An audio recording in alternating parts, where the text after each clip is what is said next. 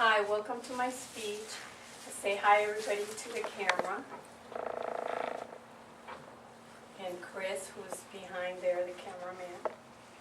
First of all, I want to start by thanking each and every one of you for being here today as my audience. And today I would like to talk about bullying. Now, as I talk about this, I would like to share with you today 3 things.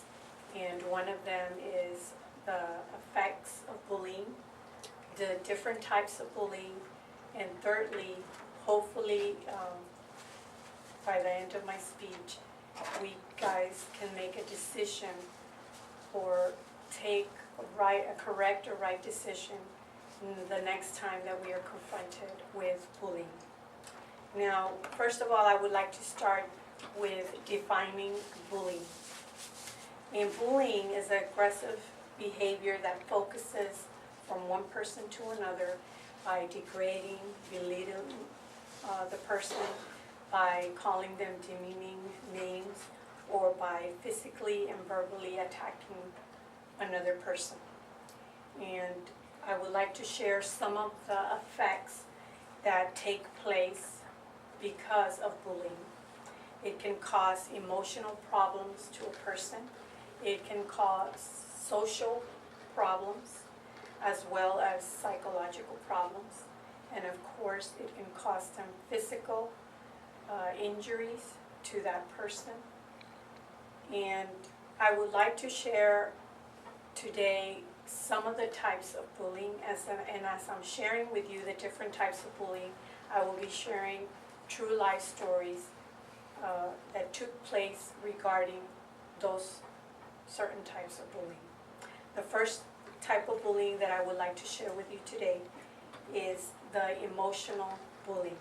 Now, this is bullying that one person does to the other by isolating that one person, by keeping them from a group of people, by having other people not hang around with that person, where this person, the victim, is going to be felt that she's alone, that she doesn't have friends, she's going to feel, he or she will feel lonely. Now, a true story that I would like to share with you today is about this young man, Jose Morales, which was 12 years of age, and he was from East Harlem, and he committed suicide. He was constantly being teased by schoolmates as well as neighborhood kids. He was being bullied and called names because of his size and because of his father's death. His father also committed suicide by jumping off a building. So somehow these neighborhood kids or school kids found out, and they would constantly tease him to the point where he hanged himself from his shower rod at his home. And this happened in East Harlem, New York. Another type of bullying that I would like to share with you today is the verbal bullying.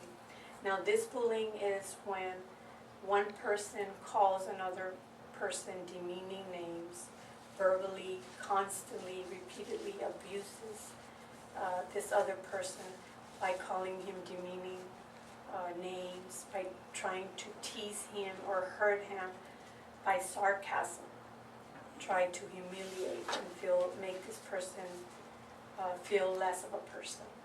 And another story that I would like to share with you today is about Haley Petit, which is a little girl of 11 years of age, which also committed suicide.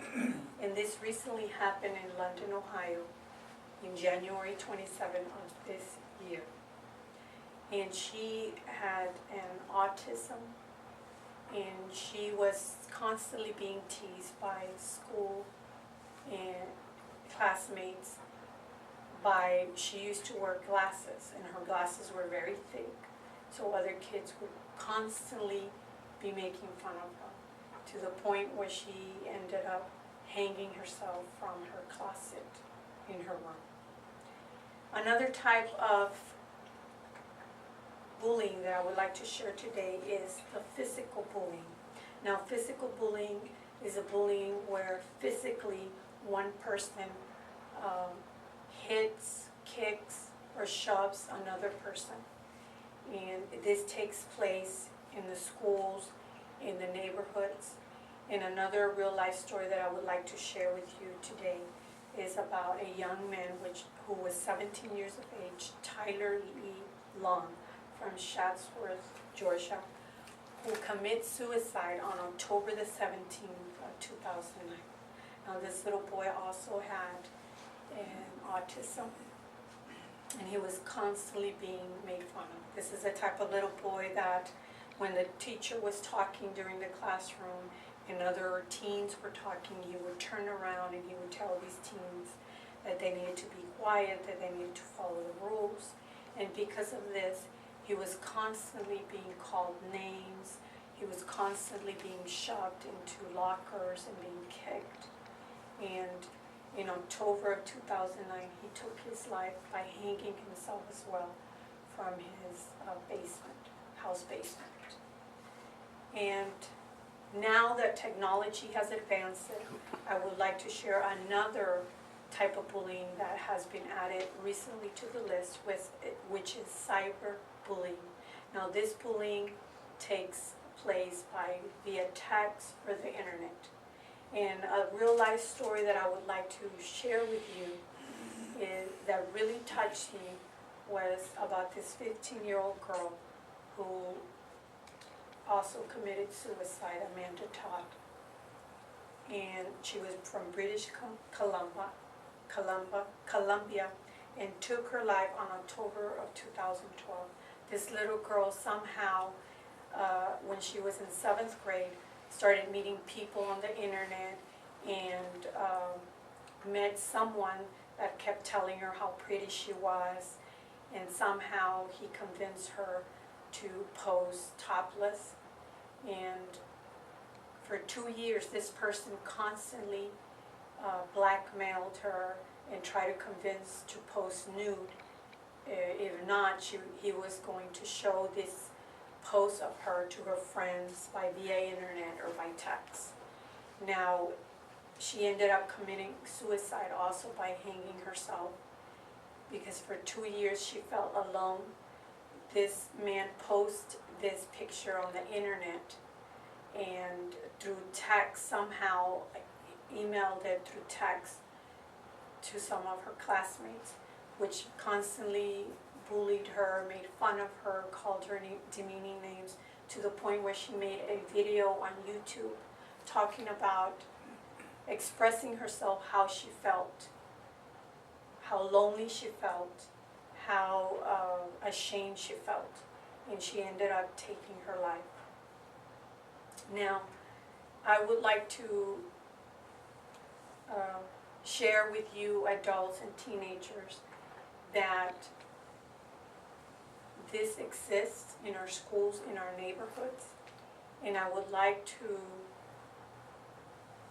share with you something that we as adults, as mentors, can do to speak to our children. And this is by telling them the golden rule, and by telling them to treat other people as they would like to be treated. I believe that by us as parents, as mentors, we can teach our kids somehow to be able to prevent some of this bullying that's going on in the schools, by introducing programs through the internet or speaking to our school, so that they can educate our students as well as our parents about bullying. So somehow this can be prevented as often as possible, and not to wait till it gets to our neighborhoods or schools or our own homes in order for us to do something about it, but to do something about it now before it gets to us. I want to thank you today for being my audience.